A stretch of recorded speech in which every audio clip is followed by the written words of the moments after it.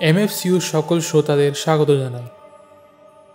আবেদন রইল আজকের গল্পটি আপনারা হেডফোনের মাধ্যমে শুনবেন। আজকে এমএফসিউ আপনাদের জন্য এনেছে এমএফসিউ অরিজিনালসের গল্প শব্দ। লেখক অনিকেত সরকার এবং সম্পাদনায় আমি অভিনব। শুরু হচ্ছে শব্দ।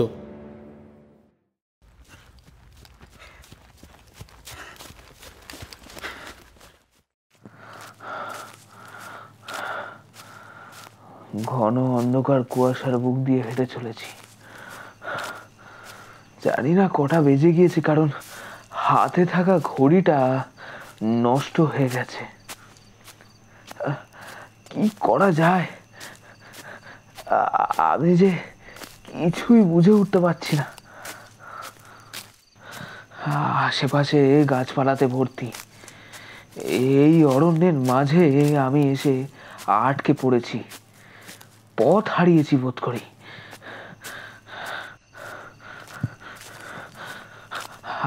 আচ্ছা, আমি হাঁপাচ্ছি কেন? কিছুই যে মনে করে উঠতে পারছি না। হচ্ছেটা কি আমার সাথে? আমার হৃদস্পন্দন জোরে জোরে কেঁপে উঠছে কেন? কপালে হাত দেওয়া মাত্রই খেয়াল করলাম রক্ত বেরাচ্ছে, হালকা ফেটেও গেছে।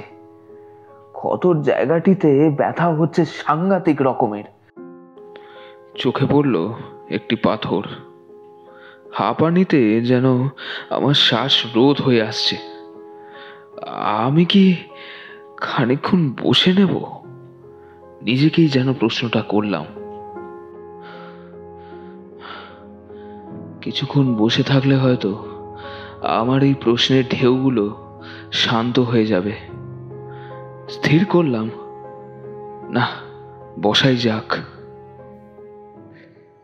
কিছুক্ষণ বসার পর অনুভব করলাম আস্তে আস্তে যেন আমার হৃদস্পন্দনের কাঁপুনিটা কমে এলো। আন্দাজ করি 10 মিনিট হয়ে গিয়েছে। ঠায় বসে রয়েছি। আলোহীন জামিনীর মধ্যে রয়ে গেল নিস্তব্ধতা, আর আমি সেই নিস্তব্ধতার বুক ফেটে কানে ভেসে এলো এক অদ্ভুত স্বর। এই জঙ্গলেরই ঠিক পূর্ব দিক থেকেই ভেসে আসছে ওই শব্দটি। এটা নির্ঘাত কোনো মানুষ খেকো প্রাণী বোধ করি। না না, অনেক হয়েছে, আমাকে এগিয়ে যেতে হবে। বেশিক্ষণ এখানে বসে থাকলে চলবে না। আমার ওভারকোটটি একেবারে ভিজে গিয়েছে। এই নির্জন জঙ্গলে রাত কাটানোর কোনো পরিকল্পনাই আমার নেই। আমি কোনো প্রাণীর খাদ্যতে পরিণত হতে চাই না। আমার হাঁপুনিটা কমে গিয়েছে, কিন্তু কানে এখনো সেই ভেসে আসা অদ্ভুত শব্দগুলি কমছেই না, ক্রমশ বেড়ে চলেছে। অনেকগুলো আওয়াজ দিয়ে তৈরি এই শব্দের জটলা। কেন থামছে না এই ফিসফিসানি? আমার মাথা যন্ত্রণা হচ্ছে। অনুভব করলাম ওভারকোটের পকেটে কিছু একটা আছে। একটি রিং বক্স, এঙ্গেজমেন্ট রিং। এটা কি আমি আমার প্রেমিকার জন্য নিয়ে যাচ্ছিলাম? তাহলে তখনই কি আমি পথ হারিয়েছি? রিংটি পকেটে পুরে এগাতে রইলাম।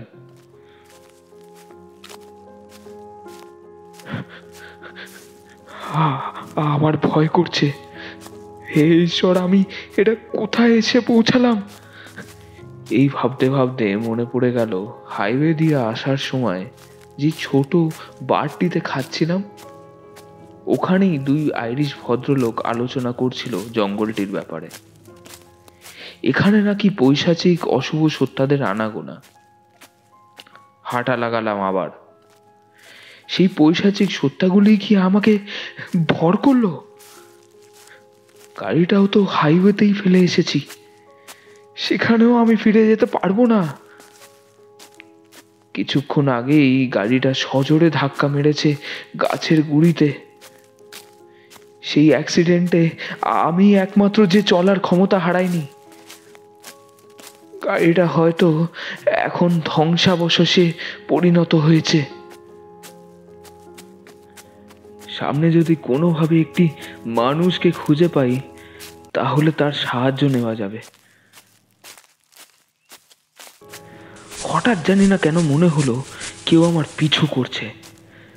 না না, কেউ নেই ওখানে, মনের ভুল, আমার মনের ভুল হচ্ছে। এইগুলো ভাবলে চলবে না, মনে জোর আনতে হবে জ্যাক, মনে জোর আনতে হবে।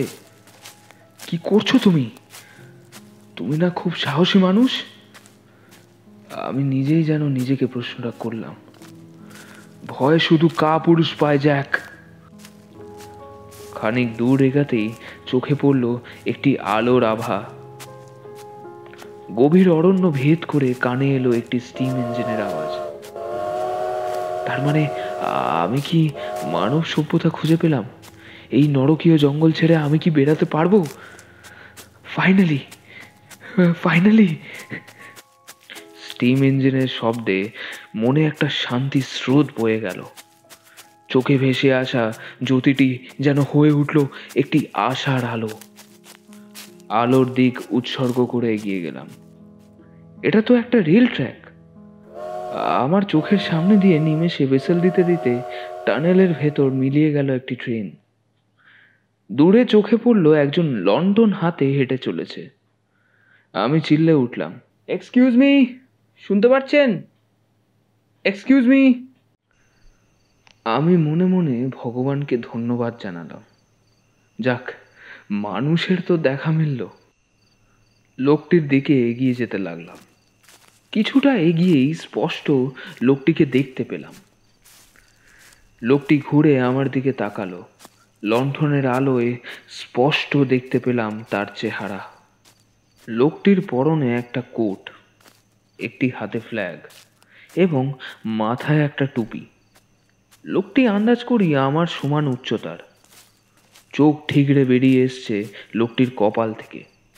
বয়স সেমনি না, কিন্তু রুগ্নতা দেখে সবাই বয়স্ক ভাবলেও ভাবতে পারে। তাকে দেখে বুঝতে অসুবিধা হলো না যে সে একজন সিগন্যালম্যান। কিন্তু সিগন্যালম্যান তো থাকার কথা না। আমাদের দেশে কিছু বছর আগেই তো ইলেকট্রিক ট্রেন এবং প্রত্যেকটি জায়গায় জায়গায় সিগন্যাল বসে গিয়েছে। আমি কি সময়ের চেয়ে পেছনে চলে এলাম? জাস্ট মাথায় খেলে গেল ব্যাপারটা। লোকটির গায়ে মাংস কম আর হাড় বোধ হয় বেশি। একটা ভারী কণ্ঠেশ্বরে আমাকে উত্তর দিল, এত রাতে এখানে কি করছো ইয়াং ম্যান? তুমি কি আমায় চেনো? আগে না, আমি পথ হারিয়েছি। আসলে আমার গাড়ি বেসামাল হয়ে গিয়ে একটা অ্যাক্সিডেন্ট ঘটে গিয়েছে সামনের হাইওয়েতে। তাই সাহায্যের জন্য দৌড়াতে দৌড়াতে জঙ্গল পেরিয়ে এখানে। যদি আপনি একটু সাহায্য করেন তাহলে আর কি ভালো হতো। আমাকে লোকটি থামিয়ে দিয়ে বলল, আজকালকার ছেলেমেয়েরা বলিহারি, ড্রিঙ্ক করেছিলে নাকি? মনে মনে বললাম, ভীষণ বদমেজাজি তো লোকটি। নিজের ভেতরের রাগ চেপে রেখে হালকা স্বরে উত্তর দিলাম, আজ্ঞে না, আপনি যেমনটা ভাবছেন অমনটা নয়। আমি গাড়ি হয়তো জোরেই চালাচ্ছিলাম ফাঁকা হাইওয়ে দেখে, কিন্তু তার মানে এই না যে আমি মদ্যপান করেছিলাম। বুঝলাম। তো আসছো কোথা দিয়ে? আগে লিভারপুল। এত রাতে তোমার গাড়ির দিকে যাওয়া তো অসম্ভব। যদি কিছু করা যায় কাল সকালে করতে হবে। এইখানে কি কোথাও একটু আশ্রয় মিলবে? আসলে যদি হয় তাহলে ভালো হতো। গাড়িটি অ্যাক্সিডেন্ট হওয়ায় আমি আঘাতও পেয়েছি বেশ খানিক, কপালটাও ফেটে গিয়েছে। আমার একটা ছোট্ট কেবিন আছে, ওই যে টানেলটি দেখছো ওইটারই ডান দিক চেপে ওপর দিকে ওই যে সুইট চেরি গাছটা আছে তার ঠিক নিচে। তুমি চাইলে ওই কেবিনটিতে রাত কাটাতে পারো, তবে খাটিয়ার অভাব, বুঝলে? তোমায় মেঝেতেই শুতে হবে। যাও একটি ছিল অনেক কাল আগে, সে নষ্ট হয়ে যাওয়ার পর থেকে আমিও মেঝেতেই শুই। আমি কমপ্লেন করলাম না। এমনিতেও ভদ্রলোকটি খিটখিটে, আমার একেবারে পছন্দ হচ্ছে না তার ব্যবহার। কি আর করা যাবে, বিপদে পড়ে যা পাচ্ছি সেটা নিয়েই চলতে হবে। আমার যেন গা ঘিন ঘিন করে উঠল লোকটির কোটটা দেখে। দেখে তো মনে হচ্ছে না কোনো কালে পরিষ্কার করেছে বলে। তাতে আমার কি এসে যায়? লোকটির এত বিরক্তজনক ব্যবহার, এটা দেখে আমাকে এক প্রকার মানিয়ে নিতে হচ্ছে। কিছু বলবো না আমি। এখন যদি সে আশ্রয় না দেয়, আমায় তো তাহলে এই পৈশাচিক জঙ্গলটিতে রাত কাটাতে হবে। আমি এইখানেই গত 10 বছর ধরে আছি। আমার শরীরটা ভালো নেই কিছুদিন ধরে, লোকের ভিড়ে থাকি না তো, তাই একটু খিটখিটে হয়ে গেছি। ইয়াংম্যান, কিছু মনে করো না, তোমায় আমি ওরম করে বললাম বলে। আচ্ছা, তোমার নামটা? Jack McFarlane. নামটা শোনা শোনা লাগছে। এরাম নামে অনেক ব্যক্তিই আছে আমাদের দেশে, এটা কিছু অস্বাভাবিক না। লোকটির মুখটাতে খেয়াল করলাম খানিক কৌতূহলের চিহ্ন। আমার নাম নিয়ে আবার ওনার মনে কিসের বাসা বাঁধল রে বাবা? কিছু দূর হেঁটে যেতেই দুজনে কেবিনে পৌঁছালাম। কেবিনটির বাইরে একটি স্টোরেজ রুমও আছে, ছোটখাটো বেশ, যেটি দিয়ে লতানো গাছপাতা একেবারে জড়িয়ে বেয়ে উঠেছে। কেবিনটির জায়গায় জায়গায় মেরামতের প্রয়োজন। জায়গায় জায়গায় কাঠের পাটাতন এবং পিলারগুলিতেও ঘুণ ধরে গিয়েছে। কিছু জায়গা থেকে জলের লিকেজও আছে খেয়াল করলাম। ভেতরে গিয়ে বসলাম। কেবিনের ভেতরে একটা বড় ঘর, সেখানে একটি ছোট মতন বিছানা করা রয়েছে। আশেপাশে কিছু টেবিল, একটা ছোট উডেন শেলফ, একটা ছোট র্যাক, জামা কাপড়ের ওই আর কি, মানে আসবাবপত্র ছড়ানো ছেটানো। কেবিনের ভেতরে বলতে গেলে 3টে জানলা। সবকটি জানলার বাইরে দিয়ে শুধু একটা জিনিসই দেখা যাচ্ছে, সেই ঘন এবং সীমাহীন জঙ্গল। ঘরে ঢোকা মাত্রই লোকটি ঘরের একটি সাইডে থাকা টেবিলে একটা মোমবাতি জ্বালিয়ে দিল। লণ্ঠনটি কেবিনের দরজার হুকটিতে ঝুলিয়ে দিল। তারপর বলল, সোজা গিয়ে ডান দিকে একটি ছোট্ট ওয়াশরুম আছে, পারলে হাত মুখটা ধুয়ে নাও। আমার কাছে তুলো আছে, না, গরম জলের ব্যবস্থাও হয়ে যাবে। তোমার ওই ক্ষত হয়ে যাওয়া জায়গাটিকে পরিষ্কার করতে হবে। আমি কথা বাড়ালাম না। ঘরের সামনের দিকে এগিয়ে গিয়ে দেখলাম একটা বাথরুম, যেটি অন্ধকারে কিছুক্ষণ আগে আমার চোখ এড়িয়ে গিয়েছিল। বাথরুমে গিয়ে মুখে চোখে জল দিয়ে ক্ষতর জায়গাটা পরিষ্কার করে নিলাম।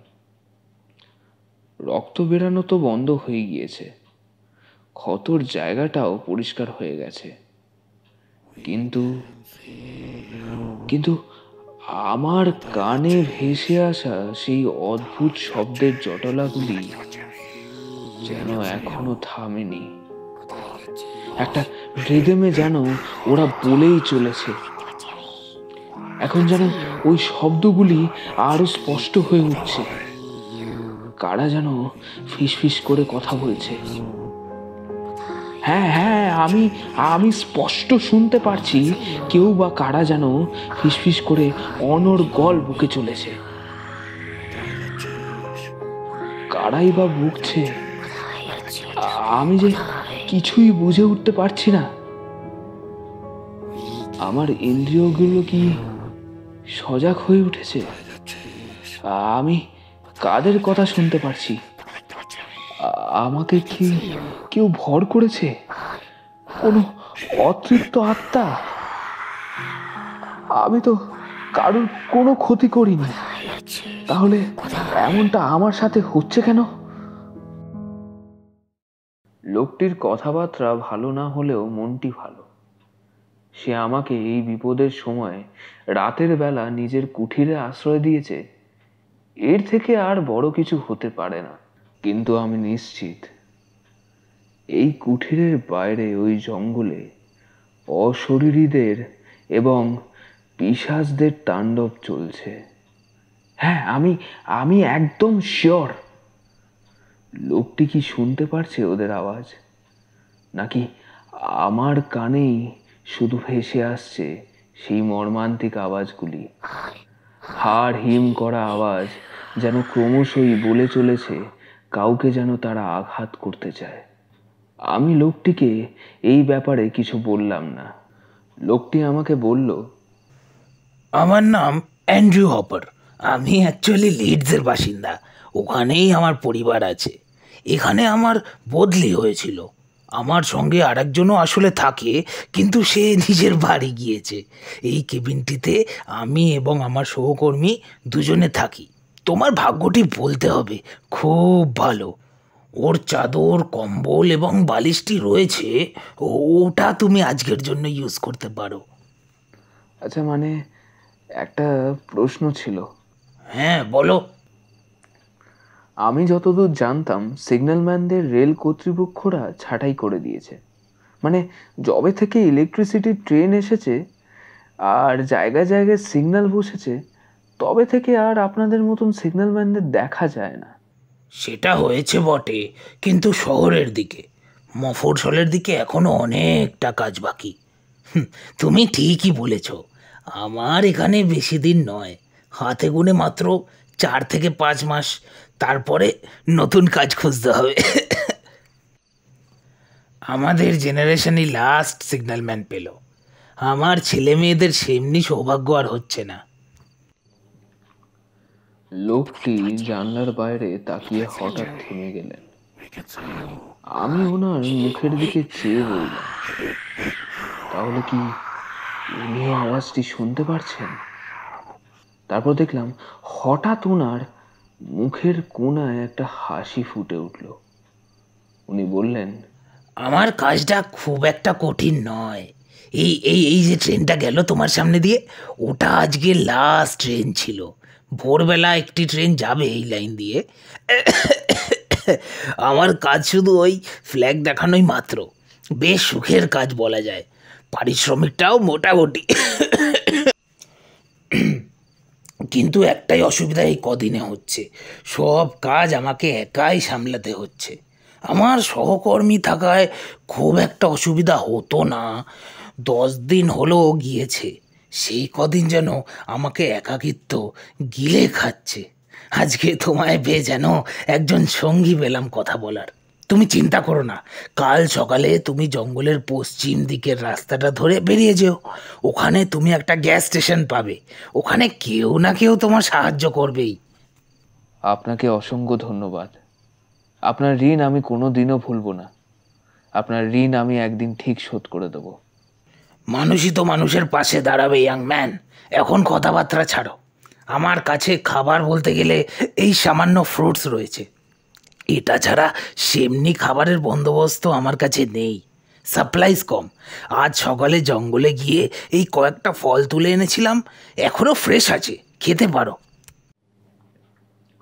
বুঝতে পারলাম ভাগ্যে আমার অন্ন নেই আজ। হাসি মুখে লোকটি যা দিল তাই গ্রহণ করলাম, এটাতেই চলবে। কিছুক্ষণ বাদে বালিশে মাথা দিয়ে গা এলিয়ে শুয়ে পড়লাম। খেয়াল করলাম লোকটি লণ্ঠনের আলোটি নিভিয়ে দিল। চারিদিকে নিস্তব্ধতা, অন্ধকার যেন আমার আশেপাশে সবকিছু গ্রাস করেছে। শুনতে পেলাম ভেসে আসা ঝিঝি পোকার ডাক।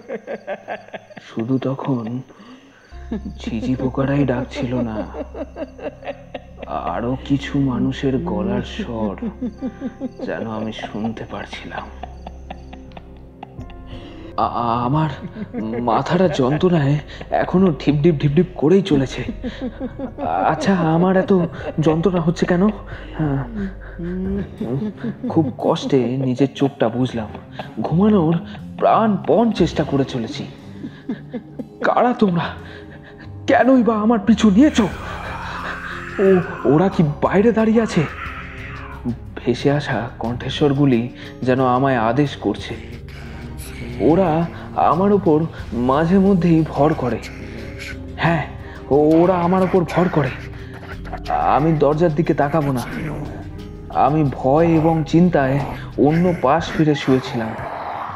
এপাশ ওপাশ করতে করতে অনেকবার সিলিংয়ের কাঠের পাটাতনগুলির দিকে তাকিয়েছিলাম। জানি না কখন চোখটা লেগে গিয়েছিল। চোখ খোলা মাত্রই একটা শয়তানি বুদ্ধি মাথায় খেলে গেল।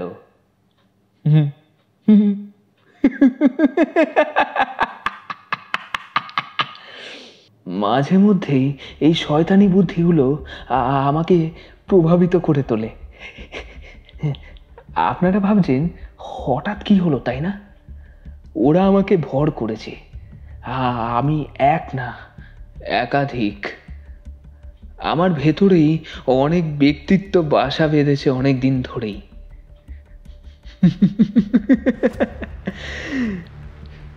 ডক্টররা বলে আমার নাকি রোগ আছে। অনেক চেষ্টা করেছি নিজেকে শুধরাবার, কিন্তু কি বলবো, কোনোদিনই শুধরাতে পারিনি নিজেকে। ছোটবেলা থেকে একটা এরম মানুষের সম্মুখীন হইনি যে আমাকে পাগল বলেনি। প্রত্যেকটি মানুষ একই রকমের। হ্যাঁ, একই রকমের। আপনারা আমাকে পাগল ভাবতেই পারেন। না, তাতে আমার কিছু এসে যায় না।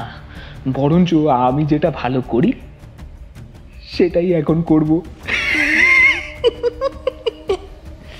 মুখোশ। মানুষ যখন মুখোশ পরে তার মুখটি একেবারে চেনা যায় না। মানুষ মুখোশ পরে তখনই যখন সে কিছু আড়াল করতে চায়।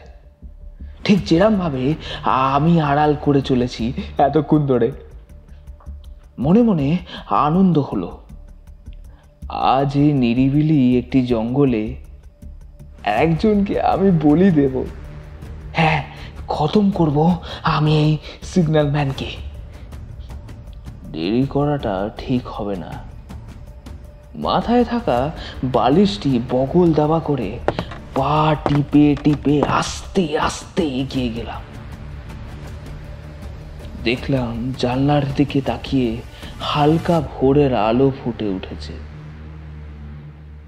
সেই ক্ষীণ আলোতে চোখে পড়ল মিস্টার হপারের মুখখানা। দেরি করলাম না।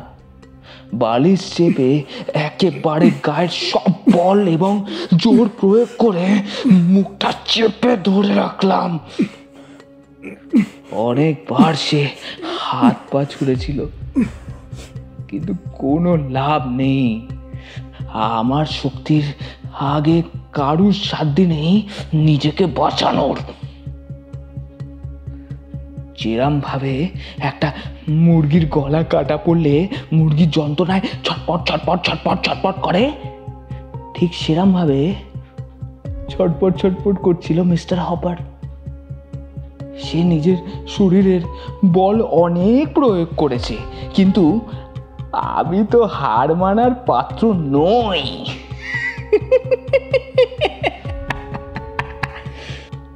খেয়াল করলাম আস্তে আস্তে তার ছটপটানি ক্রমশই কমে আসছে। তাও ধরে রইলাম বালিশ একেবারে চেপে। আরো যেন জোর প্রয়োগ করলাম।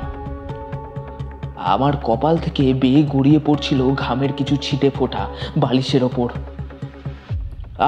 আমি অনেকক্ষণ বালিশটিকে ধরে রেখেছিলাম।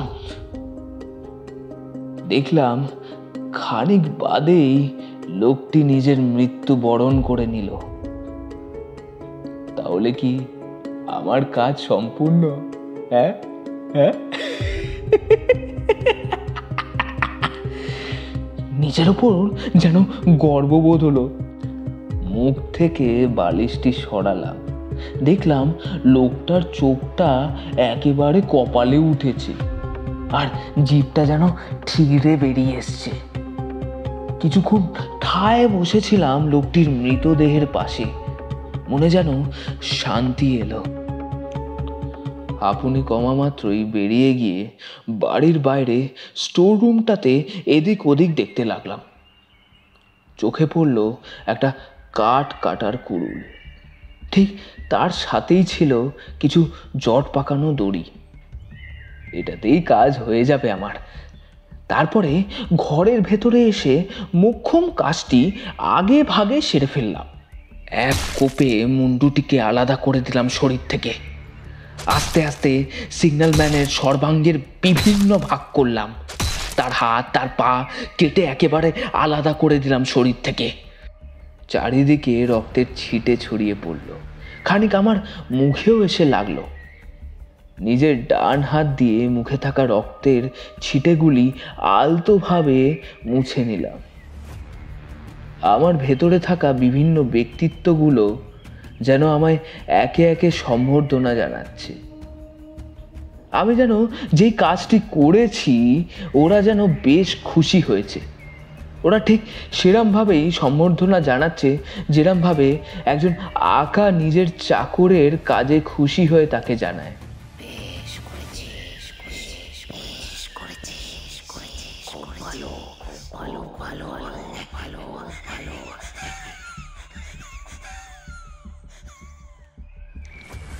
মৃতদেহের টুকরোগুলিকে একে একে বাইরে নিয়ে এলাম, ঠিক সুইট চেরির গাছটির নিচে। আমি দড়িগুলোর জট ছাড়িয়ে বিভিন্ন ভাগ করা অঙ্গগুলিকে একে একে বেঁধে সুইট চেরির গাছটির ওপরে ঝুলিয়ে দিলাম। আর গাছটির ঠিক মাঝামাঝি ঝুলিয়ে রাখলাম চোখ টান টান হয়ে খোলা মৃতদেহের মাথা। যখন কেউ দেখবে এই দৃশ্যটি তার যেন হাড় হিম হয়ে আসে, তার যেন গায়ে কাটা দিয়ে ওঠে। খানিকক্ষণ কিউরিয়াস হয়ে তাকিয়ে থাকলাম। দেখতে দেখতে ভাবলাম, আদেও কি আমি কাজটা ঠিকভাবে করতে পেরেছি? সাজানোটা কি ঠিক হয়েছে? ঠিকই তো আছে। কাজটি করে নিজেকে সন্তুষ্ট মনে হলো। একেবারে কোনো ভুল ভ্রান্তি নেই। এমন একটা দৃশ্য যে কোনো মানুষকেই অবাক করে দেওয়াতে সক্ষম। খেয়াল করলাম সুইট চেরির ফলগুলির মতন গাছের নিচটাও রক্তের ছাপে লাল হয়ে আছে।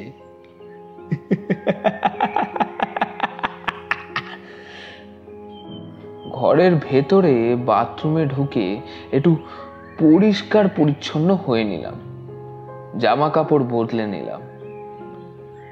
ঘরের ভেতরে থাকা সিগন্যাল ম্যানের কিছু শার্ট প্যান্ট ছিল, সেটাকেই কোনোভাবে অ্যাডজাস্ট করে পরে নিলাম। জামাটা খানিক টাইট আর প্যান্টটা হালকা ঢলঢল করছে। আয়নার সামনে দাঁড়িয়ে খানিকক্ষণ নিজেকে পরীক্ষা নিরীক্ষা করে নিলাম। এমন রূপ নিয়েছি কেউ বুঝতেই পারবে না আমি সদ্য কিছুক্ষণ আগে একটা জ্যান্ত মানুষকে নিজে হাতে বলি দিয়ে এই শুনশান জঙ্গলের মাঝামাঝি একটি গাছে টুকরো টুকরো করে ঝুলিয়ে দিয়ে এসছি। সামনে থাকা চিরুনিটা দিয়ে নিজের চুলটা সেট করে নিলাম। মনের সুখে শীষ দিতে দিতে ঘরের বাইরে বেরিয়ে এলাম।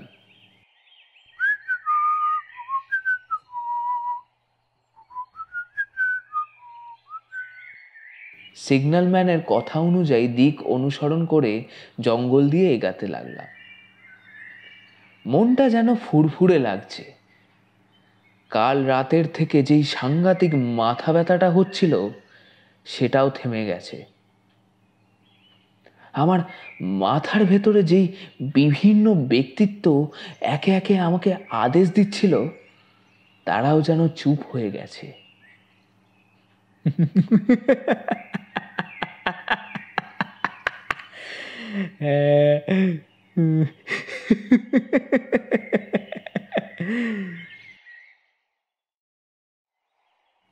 কিছু দূর হেঁটে যেতেই বেরিয়ে এলাম জঙ্গলের বাইরে। আন্দাজ করি এবার আমাকে কোথাও একটা গা ঢাকা দিয়ে থাকতে হবে কিছুদিন। কোথায় যাওয়া যায়? এই ভাবতে ভাবতে দেখতে পেলাম আমার থেকে খানিক দূরে একটা গ্যাস স্টেশন। এই পাহাড়ি এবং জঙ্গল সংলগ্ন এলাকায় মানুষের সংখ্যা খুবই কম। গ্যাস স্টেশনের ভেতর দিকটা বেশ পরিপাটি করে গোছানো। গাড়ি সারানোর জন্যে কিছু ইকুইপমেন্টস আছে, আর আছে গাড়ির কিছু প্রয়োজনীয় সরঞ্জাম। গ্যাস স্টেশনের মালিককে দেখতে পেলাম, সে কাউন্টারে বসে রয়েছে। তাকে গিয়ে জিজ্ঞেস করলাম, আচ্ছা দাদা, এখান দিয়ে শহর কত দূর? এই মাইল খানেক হবে, খুব একটা দূর না। এখানে কি আশেপাশে কোনো পাবলিক ট্রান্সপোর্ট জাতীয় কিছু পাওয়া যাবে? এই রিমোট এরিয়াতে খুব একটা বেশি গাড়ি ঘোড়া চলে না। আপনি সামনের রাস্তা দিয়ে মেবি লিফট হয়তো পেয়ে যেতে পারেন। আপনাকে অসংখ্য ধন্যবাদ। খেয়াল করলাম উনি খানিকক্ষণের জন্য অন্যদিকে তাকালেন। তার সামনের টেবিলে পড়ে থাকা একটি হাতুড়ি হাতে তুলে নিয়ে কোটের বাম পকেটে পুরে নিলাম। আমার সাংঘাতিক হাতের কাজসাজিকে উনিও ধরতে পারলেন না। আস্তে আস্তে শান্তভাবে হেঁটে গ্যাস স্টেশনের বাইরে চলে এলাম। খানিকক্ষণ দাঁড়ানো মাত্রই দেখতে পেলাম হাইওয়ের রাস্তা ধরে আঁকা বাঁকা পথ দিয়ে এগিয়ে আসছে একটি গ্রে কালারের মোটর গাড়ি। আমি আমার ডান হাতটি তুলে ওপর নিচ নাড়াতে লাগলাম।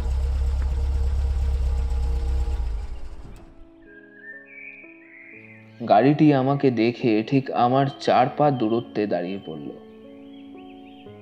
আমি হালকা ঝুঁকে গাড়ির দিকে উঁকি মেরে নিয়ে লক্ষ্য করলাম একজন আমারই সমবয়সী যুবক গাড়ির ড্রাইভিং সিটে বসে আছে এবং তার ঠিক পেছনে একটি বালক হাতে রেডিও নিয়ে খেলছে।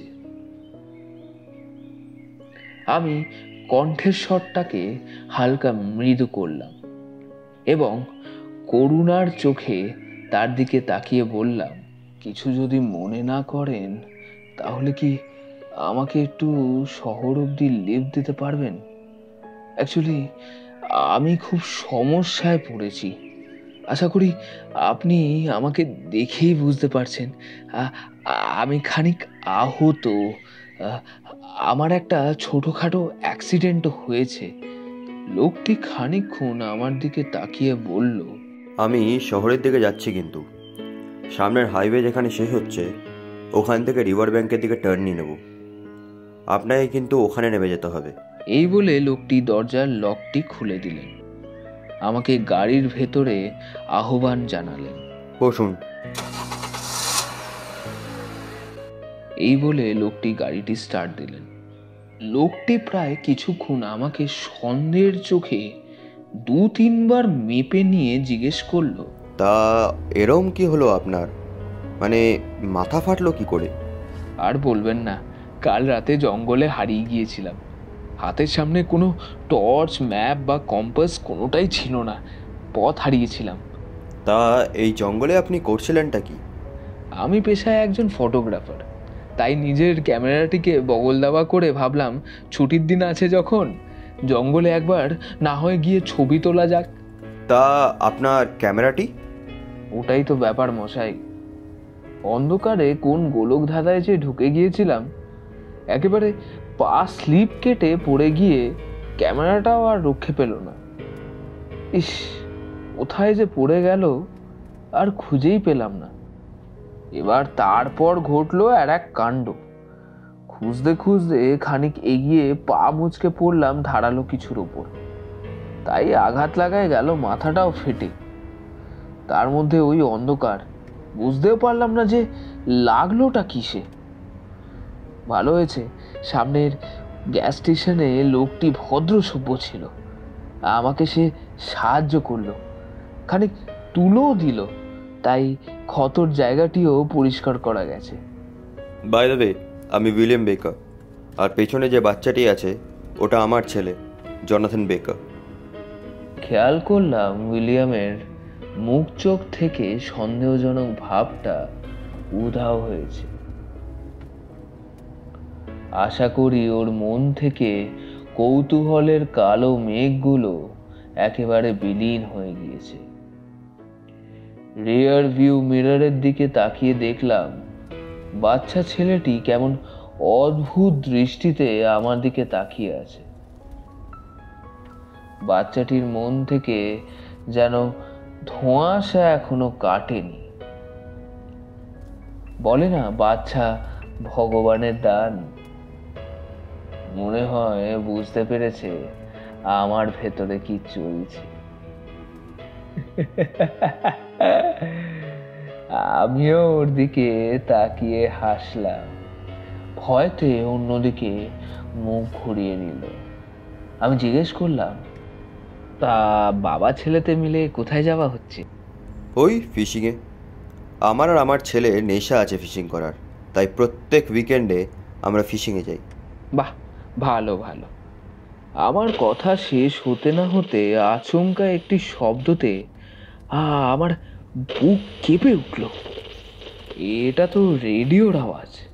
এতে এত ভয় পাওয়ার কি আছে? বাচ্চাটি রেডিওটি চালিয়ে নিজের মনে রেডিওর চ্যানেল চেঞ্জ করতে লাগলো। একটি চ্যানেলে থামাতে একটু মৃদু কিছু গানের সুর কানে ভেসে এলো।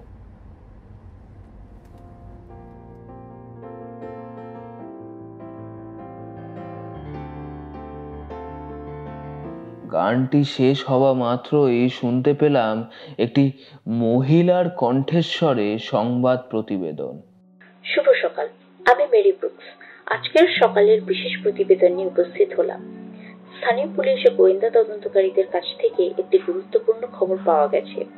জানা যাচ্ছে লিভারপুলের একটি মেন্টাল অ্যাসাইলাম থেকে একজন বিপজ্জনক রোগী পালিয়ে গেছে। রোগীর নাম জ্যাক ম্যাকফার্লিন, বয়স 34 বছর। পুলিশ সূত্রে আরো জানা গেছে যে এর আগে তার নামে অনেকগুলো খুনের অভিযোগ রয়েছে। 4 বছর আগে সেই অভিযোগেই তাকে জেলে পাঠানো হয়েছিল। পরবর্তীকালে মানসিক চিকিৎসার জন্য স্থানীয় অ্যাসাইলামে তাকে স্থানান্তর করা হয়, কিন্তু কিছুদিন আগে গভীর রাতে তিনি সেখান থেকে পালিয়ে যান।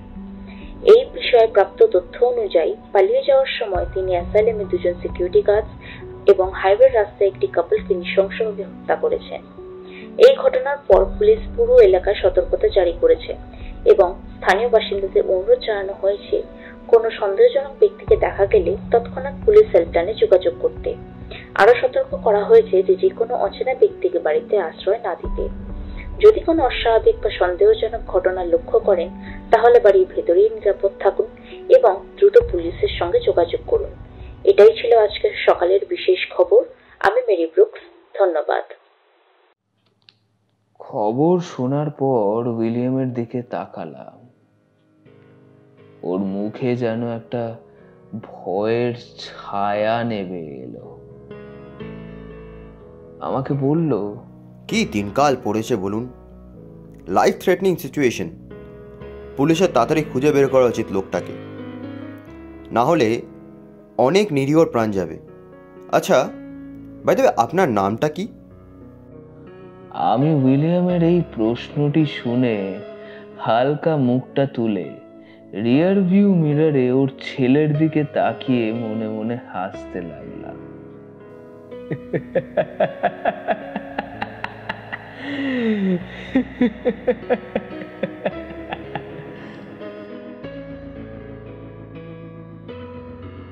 আপনারা শুনছিলেন শব্দ, গল্প পাঠে এবং জ্যাক ম্যাকফার্লেনের চরিত্রে অনিকেত সরকার, সিগন্যাল ম্যানের চরিত্রে সৌমদীপ সরকার, উইলিয়ামের চরিত্রে সাগ্নিক পাল এবং অন্যান্য চরিত্রে সুচন্দ্রা সরকার এবং আমি অভিনব ব্যানার্জি। আমাদের আজকের গল্পে মানসিক অসুস্থতার ব্যাপারে উল্লেখ করা হয়েছে। টিম এমএফসিউ প্রোডাকশনের কাছে যে কোনো প্রকারের মানসিক রোগ, বঙ্গবিদ্রুপ বা হাস্যরসের বিষয় নয়। টিম এমএফসিউ প্রোডাকশন মনে করে যে মানসিক স্বাস্থ্যের খেয়াল রাখা অত্যন্ত জরুরি।